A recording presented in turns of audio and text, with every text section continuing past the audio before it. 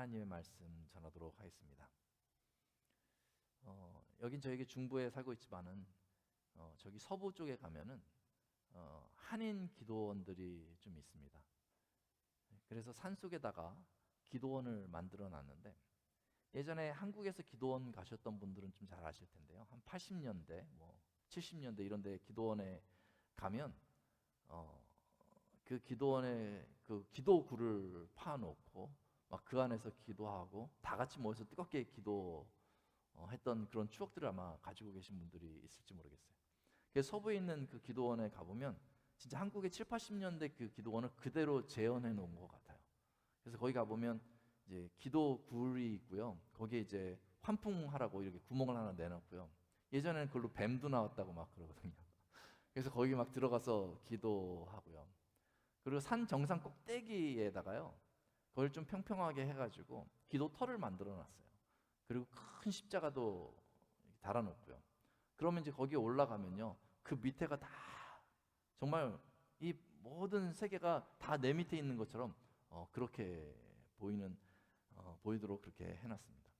저도 연말이 되면 항상 그 기도원에 가서 한두 주 정도 기도하면서 새해를 준비하곤 했었습니다.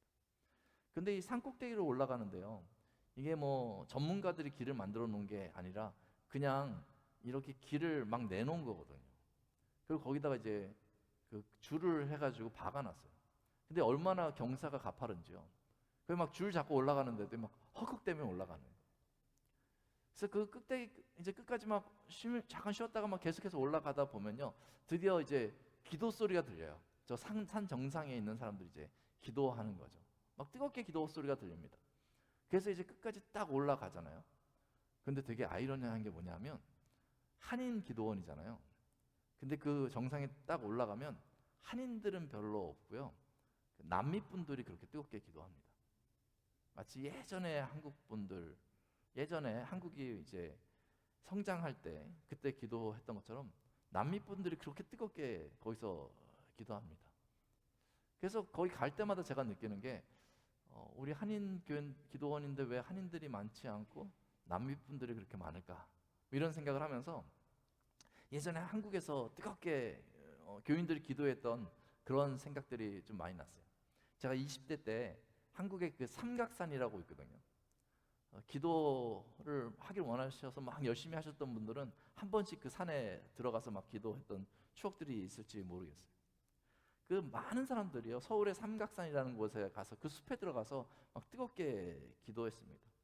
금요 집회가 뭐 10시, 11시 끝나면요, 이제 밤새 기도하려고 거기로 올라가는 거예요. 그러면 이미 많은 사람들이 거기서 막 기도하고 있습니다. 그럼 막 교인들끼리 모여서 거기서 소그룹 기도하고요, 밤새도록 기도하고 내려오면서 뭐 해장국 한 그릇 먹고 이제 새벽 예배 또 가고 막 했던 그런 추억들이 있습니다. 겨울이라고 해서 기도를 멈추지 않아요. 거기 겨울에 올라가면요, 그 눈이 수북히 쌓여 있잖아요. 그러면 일부러 그러는 것 같아요. 하나님한테 나의 열정을 보이기 위해서요, 그 눈밭에 내 발을 집어넣고요 막 기도합니다. 어떤 분들은요, 막 나무를 붙들고 막 기도해요. 내가 이 나무를 한번 뽑아내는 그런 열정으로 한번 하나님 앞에 매달려 보겠다 하면서 막 나무를 흔들면서 막 그렇게 기도하시는 분들도 있습니다. 겨울에 너무 추우니까요, 며칠을 기도하는데 비닐 하나를 뒤집어 쓰고 기도하시는 분들도 있고요, 일부러 이렇게 큰 바위가 있는데 거기에 다리를 걸어놓고 기도하시는 그런 분들도 또 봤던 기억이 납니다.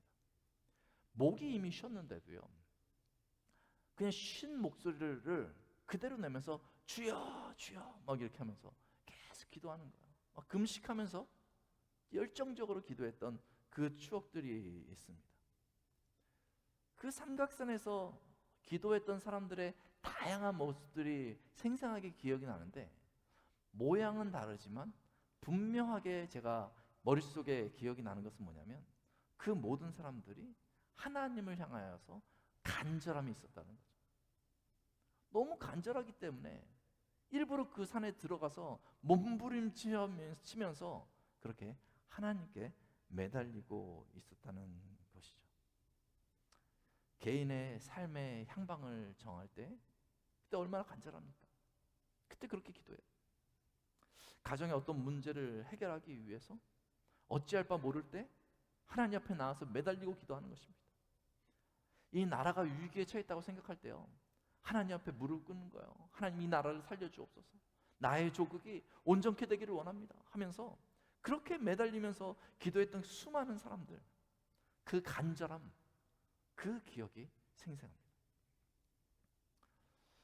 오늘 본문에서 바울은요, 에베소 교회를 위해서 기도하고 있습니다. 바울이 기도는 하고 있는데 그 기도하는 모습에 대해서 15절에 다음과 같이 짤막하게 표현하고 있어요.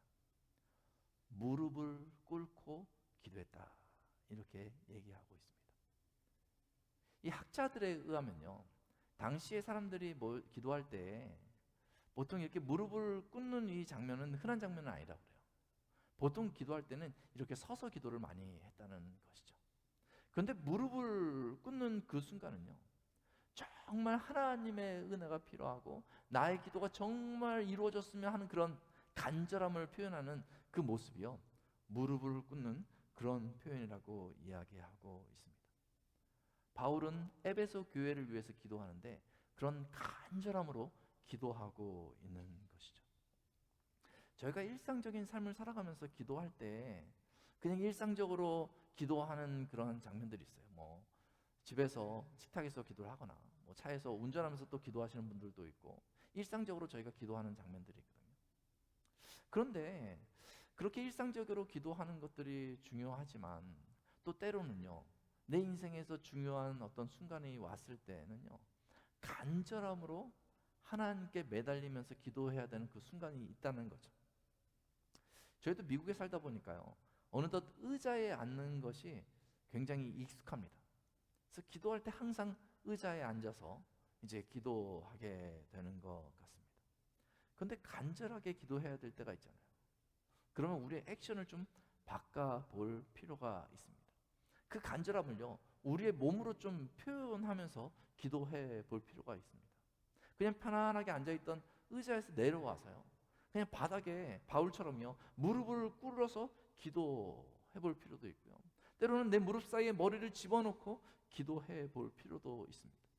내가 간절함이 있다면 말이죠, 방해받지도 않도록 스마트폰이건 다 꺼놓고 아무도 방해하지 않는 그 장소를 찾아가서요, 내가 시간을 그냥 10분 기도하겠다 이게 아니라 정해놓지 않고 내가 한번 기도해 보겠다, 하나님의 응답이 있을 때까지 내가 한번 기도해 보겠다, 이렇게 작정해 볼 필요도 있는 것이죠. 때로는 내가 혼자 기도하기 힘들 때 정말 나를 위해서 기도할 수 있는 지체들을 좀 같이 불러다가 같이 좀 기도해 볼 필요가 있는 것이죠. 삶의 모든 것을 멈추어 놓고, 정말 먹는 것조차도 멈추어 놓고 금식하면서, 하나님, 나 응답이 필요합니다. 하나님의 은혜가 필요합니다. 하나님의 도우심이 필요합니다. 지혜가 필요합니다. 기도해 볼 필요가 있는 것이죠. 그 간절함을요, 이 몸으로 표현해 보는 거예요.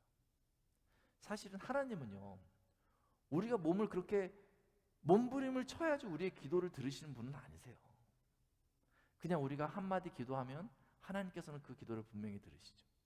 근데 누구를 위해서 필요한 것이냐면 기도하는 나를 위해서 필요한 것입니다. 내가 평소에는 그냥 기도한다고 하지만 집중하지 못할 때가 많거든요.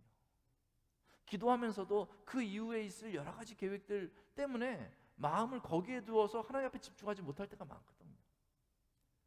그래서 나의 간절함을 하나님 앞에 드리면서 하나님께 집중하기 위해서 그런 환경을 만들어 볼 필요가 있는 것이죠. 그것이 매우 중요합니다. 내가 일상적인 기도를 하지만 정말 응답받아야 된다고 할 때 나의 간절함을 위해서 나의 기도의 태도와 형식을 바꿔보는 것이 우리에게 필요할 수 있는 것입니다. 바울은 그렇게 간절함을 표현하면서 무릎을 꿇고 기도하는데 어떻게 기도를 시작하고 있을까요? 14절에 읽어보니까 이렇게 얘기하고 있습니다. 이러므로 내가 하늘과 땅에 있는 각 족속에게 이름을 주신 아버지 앞에 무릎을 꿇고 비노니라고 말하고 있습니다. 바울은 기도를 시작하는데요, 자신이 기도할 내용을 먼저 얘기하는 것이 아니라 지금 내가 누구를 향하여서 기도하고 있는가 그 대상을 분명히 하고 있습니다. 내가 아버지 앞에 비노니 이렇게 얘기하고 있습니다. 그러니까 마치 아이들이요, 어떤 힘든 상황이나 도움이 필요할 때요, 아빠 이렇게 부르잖아요. 그러면 저도 그냥 주변에 있다가 누가 아빠 부르면 쫑긋하면서 뭐 도와줘야 될 일이 있나 이렇게 쳐다보게 되는 것이죠. 그냥 막연하게 부르는 것이 아니라요, 대상을 분명히 하는 것이죠. 기도는 그런 거예요. 기도는 우리가 그냥 막연하게 이렇게 나 세상 사는 게 힘들어요 라고 공중을 향해서 외치는 게 기도가 아니고, 누가 나의 기도를 들어주실 신실하신 분인가를 분명히 정해놓고 하는 게 기도인 거죠. 우리의 기도의 대상은요, 아버지 하나님인 거예요. 그래서 기도를 할 때 내가 오늘 뭘 기도하지를 먼저 생각하는 것이 아니라요, 내가 누구한테 기도하는지를 먼저 생각해야 될 필요가 있는 거죠. 아버지 하나님, 나의 기도에 응답하실 그 아버지 하나님, 그 아버지 하나님을 향해서 구하는 것입니다. 그래서 그 아버지 하나님이 어떤 분이신가 여기서 표현하기는요, 하늘과 땅에 있는 각 족속에게 이름을 주시는 모든 권세를 가지고 계신 그 아버지 하나님, 그 하나님을 묵상하면서 그 기도를 하는 것이죠. 15절에 나오듯이요, 영광의 풍성함을 가지고 계신 그 아버지 하나님, 이렇게 아버지 하나님을 바라보면서 기도가 시작되는 것입니다. 아버지 하나님을 바라볼 때에, 그때야 내가 그 하나님을 신뢰하기 때문에 내 속에 있는 것을 드러낼 수 있는 거예요. 대상이 분명하지 않으면요, 기도가요 이렇게 진행이 되다가 꺼질 수밖에 없어요. 왜냐하면 확실하지 않기 때문에 그래요. 내가 뭔가 기도는 하고 있는데, 그냥 공중을 향해서 하고 있는데 이걸 들어줄 누군가가 있는지 없는지 잘 모르기 때문에 기도가 시작되다가 꺼져버릴 수밖에 없는 거죠. 근데 우리는요, 기도할 대상이 분명한 거예요. 우리를 구원해 주신, 우리에게 모든 권세를 예수 그리스도 안에서 주신 아버지 하나님을 향하여서, 우리를 자녀 삼아 주신 그 아버지 하나님을 향하여서 기도하는 것이죠. 그래서 기도에 시작할 때 아버지 하나님을 불러야 하는 것입니다. 그걸 더 나아가서 보니까요, 오늘 에베소 교회를 위해서 바울이 기도하고 있는데, 이 기도의 말미에 바울이 20절과 21절에 보니 이렇게 그 영광스러운 하나님을 경배하며 기도를 마치고 있어요. 아버지 하나님의 영광을 바라보면서 기도를 시작했던 바울이 모든 기도의 내용이 마무리될 때에 다시 그 영광스러운 하나님을 바라보면서 기도를 끝내고 있다는 것이죠. 그러니까 이 기도를 하는 데 있어서 이 기도의 내용을 감싸고 있는 것이 무엇인지 정확히 아는 거예요. 그것은 바로 영광스러운 아버지 하나님이 감싸고 있는 거죠. 바울은 그 아버지 하나님을 향해서 기도하고 있는 것입니다. 그 아버지 하나님을 바라볼 때에 확실히 있게 기도 끝나고 나서 일어날 수 있는 것이죠. 그래서 기도할 때 하나님을 바라보는 것이 중요합니다. 내가 뭘 기도해야 될지 잘 모를 때 나 자신만을 살피지 말고요, 하나님을 찾으세요. 그냥 딴 내용 말 안 해도 아버지 하나님, 별로 그 다음 뭘 말해야 될지 모르면 내 아버지 주여, 계속해서 하나님을 찾으세요. 그래서 그 하나님을 느끼게 될 때 나도 모르게 내 속에 있는 것이 고백되어져 될 수 있는 것이죠. 바울은 하나님께 에베소 교회를 위해서 기도하면서 그 하나님의 영광을 분명히 바라보고 있습니다. 그 대상을 분명히 바라보고 있는 것이죠. 그렇다면 바울은 그 간절한 모습으로 하나님을 향해서 기도할 때 에베소 교회를 위해서 어떠한 내용을 기도했을까요? 16절에 보니까 이렇게 말하고 있습니다. 그의 영광의 풍성함을 따라 그의 성령으로 말미암아 너희 속 사람을 능력으로 강건하게 하시오며, 이렇게 말하고 있습니다. 꾸민 말이 많아가지고 좀 내용이 좀 복잡한 것 같지만요, 동사를 중심으로 간단하게 요약하면 이거예요. 너희 속 사람을 강건하게 하시오며, 이렇게 하나님께 기도했다는 거죠. 에베소 교인들의 그 이너맨, 그 속에 있는 사람들, 속사람을 위해서 기도했다는 싶다는 것이죠.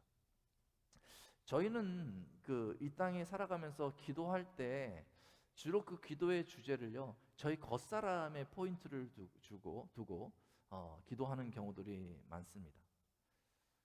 눈에 보이니까 그렇겠죠. 눈에 보이니까, 저희 겉사람이 눈에 보이니까 저희가 자주 저희 겉사람을 위해서 기도하는 것이 어떻게 보면 자연스러울 수도 있습니다. 그래서 내 겉사람을 위해서 잘 먹게 해 주옵소서 기도하고요.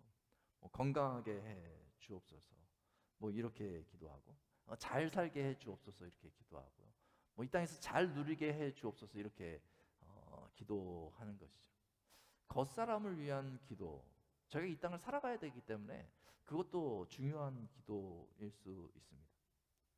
그런데 바울은요, 이 겉사람을 위한 기도를요, 다급한 기도로 내놓지는 않았어요. 지금 바울이 무릎을 꿇고 기도하기 때문에 뭔가 갈급하고 뭔가 지금 다급하고 꼭 중요한 기도 제목을 내놔야 되겠다 하면서 기도를 하는 것 아니겠어요? 근데 바울은 이 겉사람을 위한 기도를 기도의 주제로 내놓지 않았고요. 여기 보니까 그 속사람이 강건해지기를 기도하고 있다는 것이죠. 이 속사람은요, 바로 우리 영혼에 대한 문제입니다. 그래서 이게 되게 중요한 것입니다. 이 에베소서 1장부터 3장을 보다 보면 허물과 죄로 죽었던 너희를 이렇게 얘기하고 있잖아요. 그러니까 우리 영혼이 그렇게 죽어 있었던 거죠. 근데 예수님께서 그 우리의 죽었던 영혼을 십자가에서 다시 살려주신 것이죠. 그래서 우리 영혼이 살아나니까요, 우리의 죽을 육체도 소망이 생긴 것입니다. 예수 그리스도로 말미암아 영혼이 살아나고, 그리고 이제 예수 그리스도의 부활을 따라서 영혼뿐만 아니라 우리 육체도 부활할 거기 때문에 이 겉사람도 소망이 생긴 것이거든요. 그렇기 때문에 이 우리 하나님의 은혜로 살아난 이 우리의 영혼이 너무너무 중요한 것입니다. 하나님께서 그렇게 살려주셨으니까 저희가 관리를 잘 할 필요가 있습니다. 우리의 영혼을 보이지 않는다 하지만 잘 살필 필요가 있는 것입니다. 왜냐하면 저희가 아직도 이 세속화된 세상에 살아가기 때문에 이 세상 가운데 우리의 영혼이 영향을 받습니다. 때로는 영혼이 상하기도 하고 위축되는 그런 순간들도 있는 것이죠. 그래서 자꾸 돌아봐야 할 필요가 있습니다.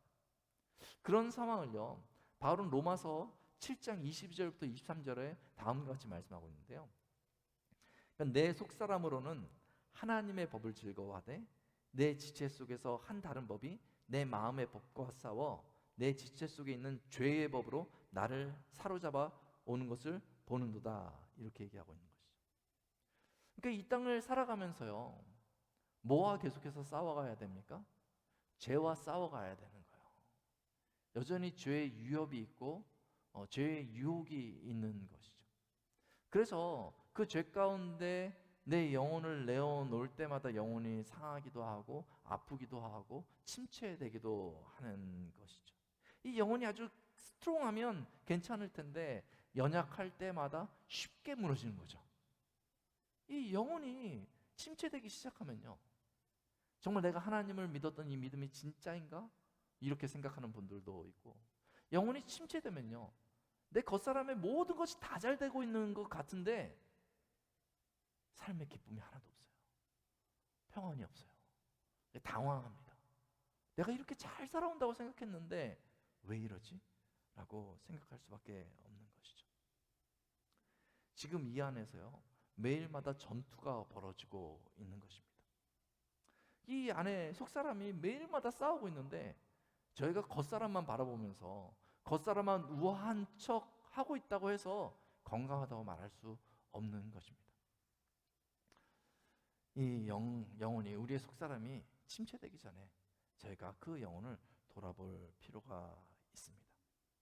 그래서 바울은요, 에베소 교인들이 에베소라는 그 지역에서 예수 믿는 사람으로 살아갈 때에 꼭 필요한 것이 바로 이 영혼의 강건함이다 생각하고 하나님 앞에 간절함으로 기도하고 있는 것입니다.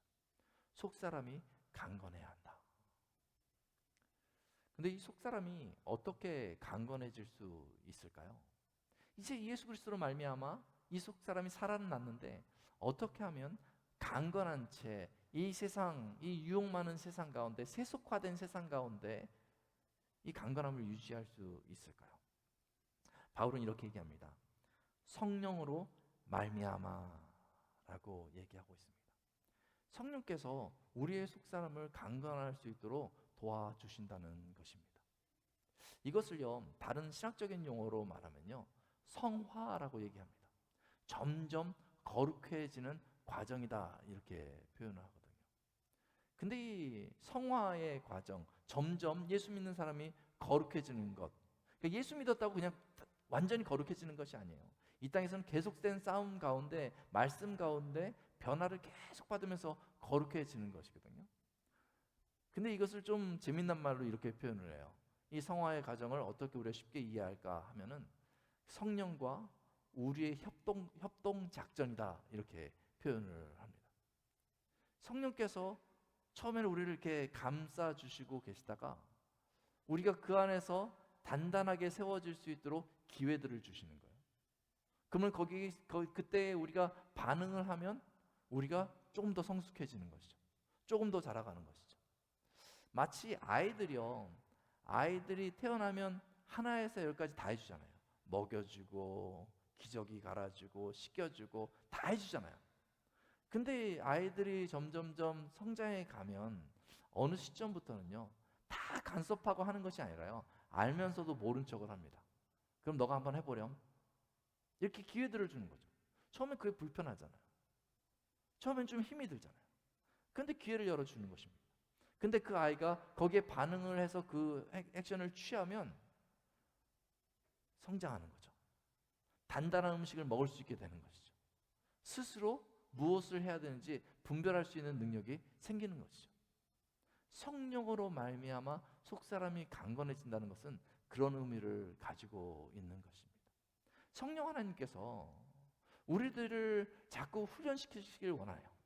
우리가 정말 어린아이 같은 믿음이 아니라 어린아이 같이 그렇게 유약한 그 속사람을 가지고 있었지만 어느 시점부터는요, 강건한 속사람을 갖는 그런 성도가 되게 하시려고 자꾸 우리들의 마음을 두드리고 스스로 우리가 하나님 앞에 나아가게끔 하고 스스로 우리가 우리의 삶 가운데 거룩함을 구분해 나가면서 살아갈 수 있도록 그렇게 우리의 마음을 두들기십니다.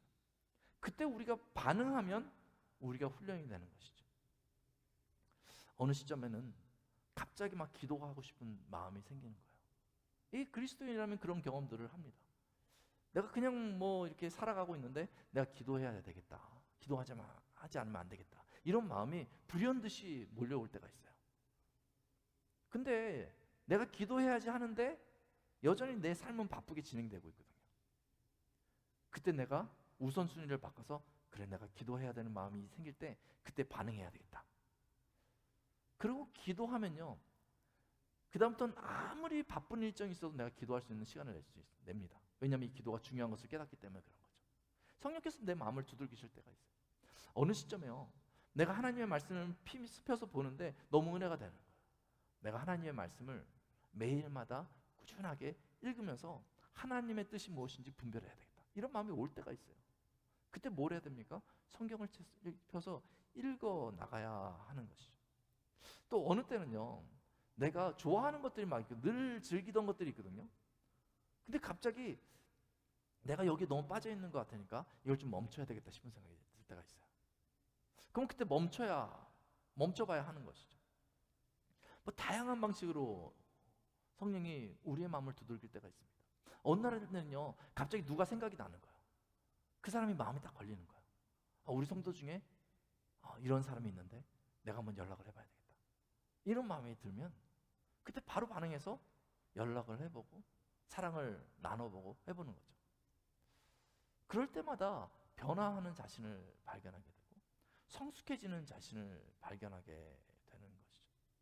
성령께서 우리의 속사람을 강건하게 해주시는 그 과정이 행동으로 드러나게 하시는 것이죠. 이전에는요, 왜 저렇게까지 하지라고 생각했었는데 어느 시점부터는요, 그게 자연스러워지는 것이죠. 내 속사람이 깊어지고 강건해지기 때문에 그러한 것입니다. 근데 그 순간 밀어버리거나 그 순간 반응하지 않으면요, 그러면 내가 성장할 그 시기를 놓쳐버립니다. 그러면 늘 내 속사람이 유약한 거예요. 그리고 나는 맨날 그 틀 안에서 하나님을 바라보지만 능력이 없는 거죠. 믿는 사람의 능력이 없는 거죠. 맨날 마음이 불안하고요, 맨날 어찌할 바 몰라 하고 그렇게 살아가게 되는 것이죠. 성령께서 우리의 마음을 두드리시는 그때가 있습니다. 속사람을 강건케 하려고 우리의 습관을 교정하시려는 그때가 있습니다. 그때 반응하면 성령으로 우리 속사람이 강건해지고 우리의 영혼이 회복되어질 수 있습니다. 속사람이 강건해지면요, 얻어지는 큰 유익이 있습니다. 그 밑에 17절과 18절에 나오는데요, 거기 보니까 속사람이 강건해질수록 예수님이 우리 안에 계심을 매 순간 믿음으로 분명하게 알게 되는 것입니다. 우리를 위해 죽으시고 우리를 위해 부활하신 그 예수님이 내 안에 계심을 확실하게 아는 것입니다. 만유의 권세를 가진 그 예수님이 내 안에 계시다는 것을 분명히 알게 되면요, 두려움이 사라져요. 내가 지금 좀 뭐 가진 게 없어도요, 걱정할 것이 별로 없습니다. 왜냐하면 주님께서 원하시면 언제든지 채워주실 것이기 때문에 그렇습니다. 그런데 그 예수님을 쳐다보고 있으면요, 내 안에 계심을 분명히 인지하다 보면요, 예수님이 든든하다 뿐만 아니라요, 예수님의 사랑을 다시 한번 깊이 느끼게 되는 것입니다. 그러면서 우리도 그 예수님의 사랑에 뿌리를 내리게 됩니다. 예수님의 사랑의 그 너비와 길이와 높이와 깊이가 어떠한지 분명히 알게 되세요. 그 사랑을 확 붙들게 됩니다. 예수님의 사랑을 붙드는 것, 이것이 너무나 중요한 일인 것이죠. 예수님의 사랑을 붙드는 것, 이것은요, 구원을 내가 받았다는 것을 머리로 아는 것과는 전혀 다른 것입니다. 그것을 초월하는 것이죠. 이 사랑은요, 그 구원의 본질을 뚫고 있는 것 아니겠어요? 마치 이런 거예요. 우리 이렇게 청년들은 이제 부모님을 떠나 있잖아요. 그 옛날에 부모님이 잘해 주셨던 그때가 막 기억이 날지 모르겠어요. 뭐 맛있는 것도 해주시고, 내가 뭐 필요하다면 항상 이렇게 뭐 사다 주시고 했던 그런 때가 기억날지도 모르겠어요. 그런데 머리로 하나님이 그 부모님이 나한테 이렇게 잘해줬지라는 것만 기억하는 것과 부모님이 나한테 그렇게 잘해줄 때 정말 부모님이 나를 너무 사랑하셨구나, 이것을 알고 있는 것은 굉장히 큰 차이죠. 마치 이와 같이 하나님이 나를 구원해 주셨구나 라는 것만 아는 것과 하나님이 나를 너무 사랑하셔서 구원하셨다는 것을 아는 것과는 굉장히 큰 차이가 있는 거예요. 우리가 하나님의 나라에 나중에 가게 된다, 천국에 가게 된다 했을 때 그냥 천국 가면 눈물도 없고 뭐 더 이상 고생 안 해도 되고 거기 뭐 맛있는 것도 있겠지, 뭐 이 정도 생각하면요, 그냥 뭐 좋을 수도 있겠지만은 사실 그것으로만 생각하면 안 가면 안 될까? 뭐 이런 생각이 들 수도 있어요. 이게 집에 갔는데 집에 가면 뭐 집이 있고 뭐 냉장고에 음식도 있고 하니까 좋긴 좋잖아요. 근데 집에 갔는데 사랑을 느끼지 못하면 사실 집에 들어가도 되지만 안 들어가도 되지, 뭐 이런 생각이 들 수가 있는 거거든요. 근데 집에서 사랑을 깊이 누리고 있는 사람은요, 집에 가는 게 너무 행복한 거예요. 먹는 것 때문이 아니고요, 그 사랑 때문에 행복한 거죠. 가고 싶은 거죠. 하나님의 나라 천국을 생각할 때요, 그곳에 하나님의 사랑이 있는 것을 아는 사람은요, 그곳에 뭐가 있어서 가는 것이 아니라 그 사랑 하나만으로도 너무 가고 싶은 것이죠. 예수 그리스도의 이 사랑, 하나님의 사랑을 확증하신 예수 그리스도의 십자가, 이것을 아는 사람은요, 정말 그 사랑을 맛보는 일에 힘쓸 수밖에 없는 것이죠. 우리가 속사람이 강건해지면 그 예수님의 사랑, 하나님의 사랑을요, 더 깊이 알게 됩니다. 삶은 복잡하고 힘이 들지만요, 그 사랑 때문에 버틸 수 있는 거예요. 내가 혼자 버티기 힘든 생활이지만은 하나님이 나를 사랑하신다는 그 사실 때문에, 하나님이 나를 사랑하셔서 아직도 이곳에 내가 서 있을 수 있도록 여러 가지 여건을 제공하신다는 그 사실 때문에요, 살만한 힘이 또 나는 거죠. 기쁨과 평안이 나도 모르게 속에서 일어나는 것이죠. 그러면요, 삶의 행동이 바뀌게 됩니다. 하나님이 나를 사랑하시기 때문에 내가 이렇게 살아서는 안 되겠다. 내가 이렇게 막 살았으면 안 되겠다. 방향 없이 살아서는 안 되겠다. 나를 사랑하시는 하나님이 간절히 나한테 원하는 게 있는데 내가 그 하나님의 음성을 모른 척하면서 내 마음대로 살면 안 되겠다. 이런 생각을 하게 되는 것이죠. 그 사랑 때문에 세속적인 것만 추구하던 사람이요, 어느 날 거룩함을 추구하게 됩니다. 그 사랑을 알게 되면 자기 중심적이었던 그 사람이요, 이제는 성숙한 그리스도인답게 하나님의 마음에 합당한 사람으로 살고자 노력하게 되는 것이죠. 그래서 이 바울이요, 그 사랑을 깊이 에베소 교인들이 경험하고 그 사랑 때문에 능력 있게 살아가기를 원하기 때문에 그 속사람이 강건해지기를 간절함으로 기도하고 있는 것입니다. 속사람이 강건한 것이 중요합니다. 사랑하는 성도 여러분, 여러분의 속사람은 지금 어떤 상태입니까?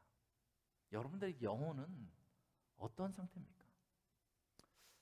혹시 내 겉사람만 신경 쓰다가 내 속사람을 소홀히 여기고 있지는 않습니까? 속사람이 아직도 유약한 데서 못 자라고 있는 것은 아닙니까? 세속화의 바람에 이 속사람이 이리 치이고 저리 치이고 있지는 않습니까? 내가 기도하지 못하는 이유가 늘 관심이 이 겉사람한테만 있었기 때문에 이제 살만하니까 나는 기도 안 해도 되겠다 하면서 기도하지 못하고 있지는 않았습니까? 속사람을 돌아봐야 합니다. 우리 시간에 한번 찬양하고 우리 같이 한번 기도했으면 좋겠는데요. 우리 찬양팀 앞으로 나오시고요. 주보혈 날 정결케 하고라는 찬양, 정말 우리의 영혼을 살려주신 십자가의 사랑을 다시 한번 생각해 보면서 우리 같이 한번 찬양하고요, 우리 한번 자신의 속사람을 위해서, 자신의 영혼을 위해서 우리 한번 기도할 수 있으면 좋겠습니다. 우리 다 같이 일어나셔서 우리 찬양하겠습니다.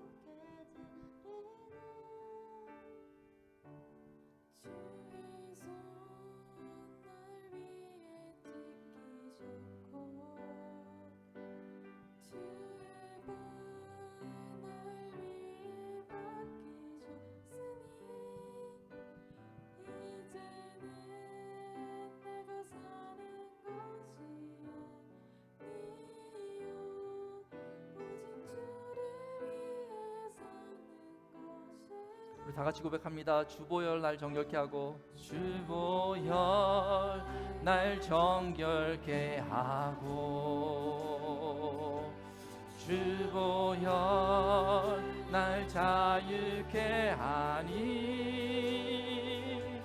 주 앞에 나 예배하는 이 시간 나의 모든 것을 주께 드리네. 주의 손 날 위에 지키셨고, 주의 발 날 위에 박히셨으니, 이제는 내가 사는 것이 아니요 오직 주를 위해 사는 것이라.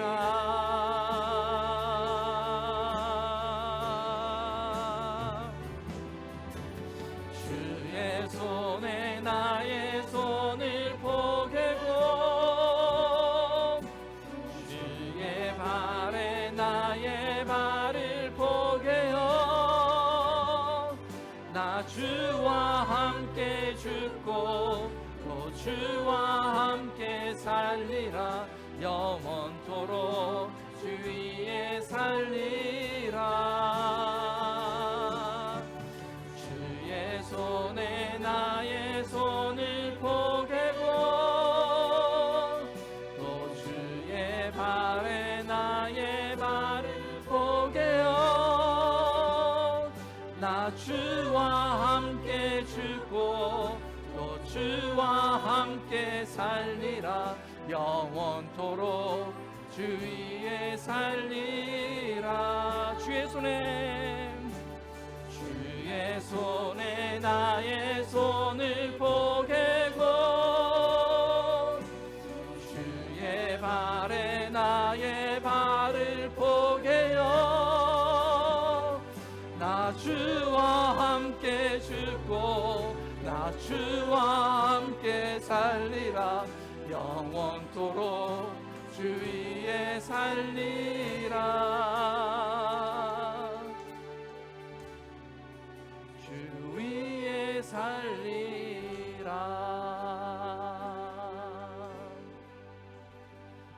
우리 시간에 자신의 영혼을 위해서 기도했으면 좋겠습니다. 속사람을 위해서 기도했으면 좋겠습니다. 하나님을 향한 간절함을 가지고 구하시길 바랍니다. 하나님께서 주신 그 은혜를 생각하면서 하나님, 내가 이렇게 살아야 될 사람들이 아닌데 하나님 이 땅에서 위축당하고 하나님 기가 죽어서 어찌할 바 모르고 있습니다. 하나님 나를 긍휼히 여겨주시기를 원합니다. 하나님의 도우심이 필요합니다. 망가진 나의 영혼이 회복되기를 원합니다. 하나님 갈 길 잃었던 내 인생이 하나님 방향을 다시 회복하기를 원합니다. 하나님 내 영혼을 하나님 충만함으로 채워주옵소서. 우리 같이 한 목소리로 기도했으면 좋겠습니다. 같이 기도하시겠습니다.